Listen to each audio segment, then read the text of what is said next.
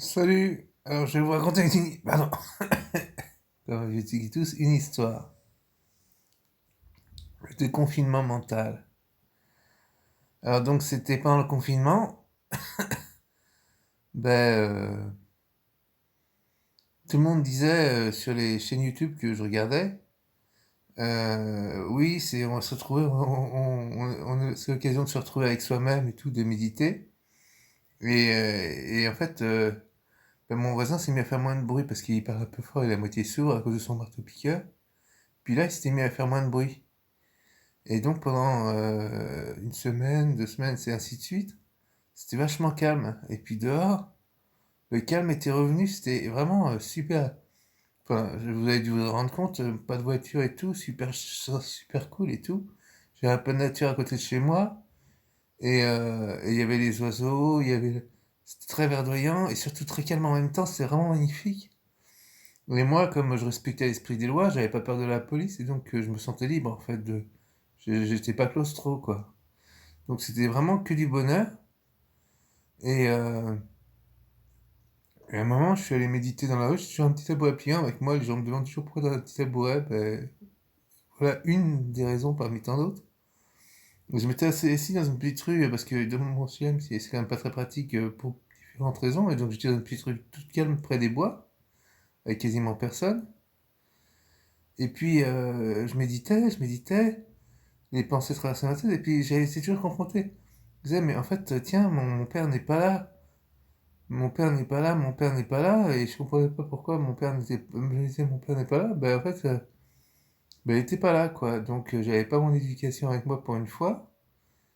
Et, euh, et en fait, je me suis dit, mais en fait, tout le devoir que je portais, je faisais tout par devoir, j'étais vraiment pris dans mes il faut, dans mes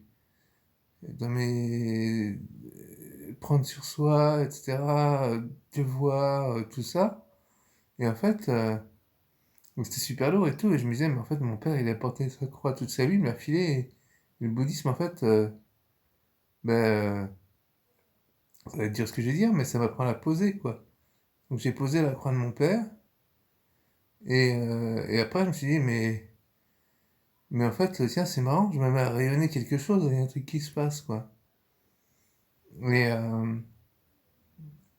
une autre fois, j'étais dans une rue, pareil, assis tranquillement, il y a un monsieur qui m'a proposé une dame qui m'a proposé à manger. Enfin, bref, voilà.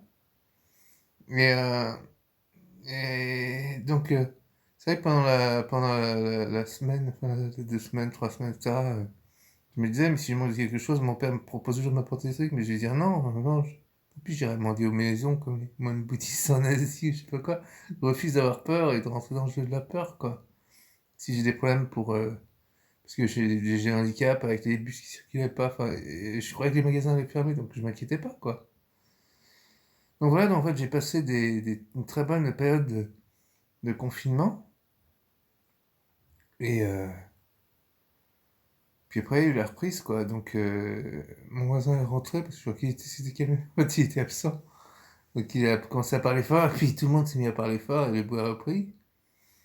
Et en fait, c'est Jean Laval qui disait, donc un, un gourou, mais au sens indien du terme, donc un enseignant français, mais qui a voyagé en Asie, qui disait, mais aux lycéens, quoi faire après le lycée? Mais partez voyager, quoi.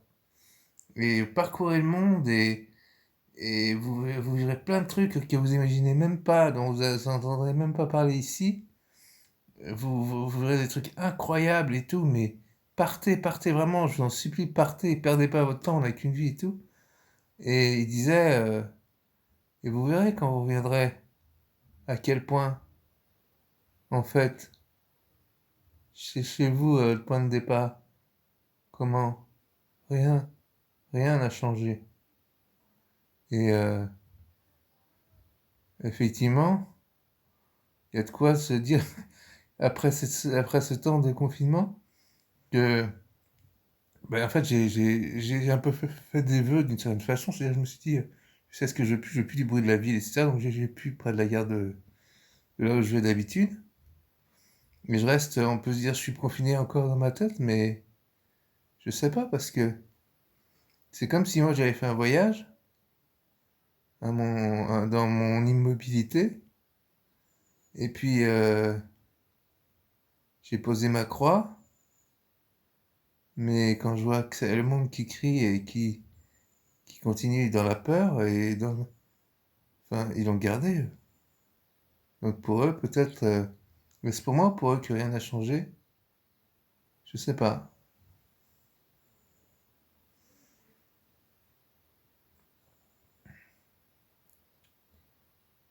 Donc voilà.